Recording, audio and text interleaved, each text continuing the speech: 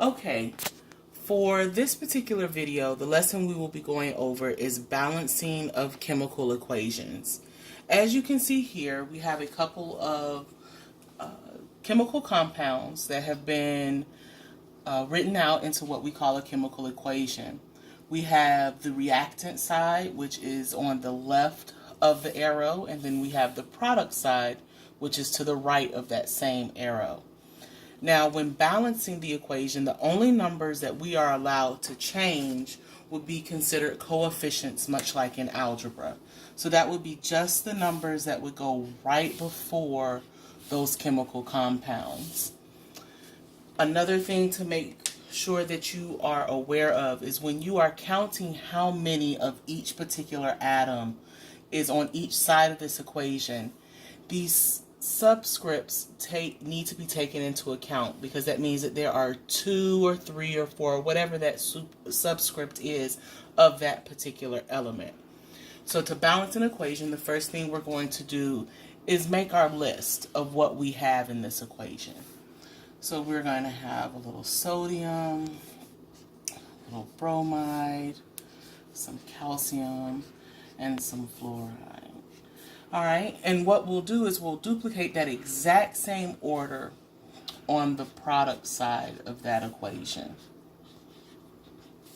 After we make that list, we'll go back through and actually count how many of each there are. So for Na, for both of these items here, there's only 1. Br, there is only 1.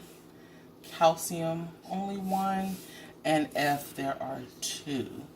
Let's go ahead and do this on the opposite side as well. So we have 1. Br is on this one, so there's 2. 1 and 1. So the one thing that we want to do is to make sure however many are on the right side, they're going to be the same number on the left side. So it looks like we're okay with sodium for now, but let's look at this next one, the bromide. We need 2 on each side. So since there's 2 here, let's go ahead and change this side over here. Now mind you, when you make that change, you must also make the change of how many atoms of the other element there are in that same compound. So this is changing this 1 to a 2, but it's also changing the sodium to a 2. Alright, this is now also put off our sodium on this side. So we can go ahead and fix that. There are 2 here, so we would need 2 here as well. And that would make us have 2. And we also need to make sure that we take into account and we change this here. So there's also going to be 2 of the fluorides. Alright. And if we continue to go down our list, we can take a look at calcium. And there's 1 of each on each side.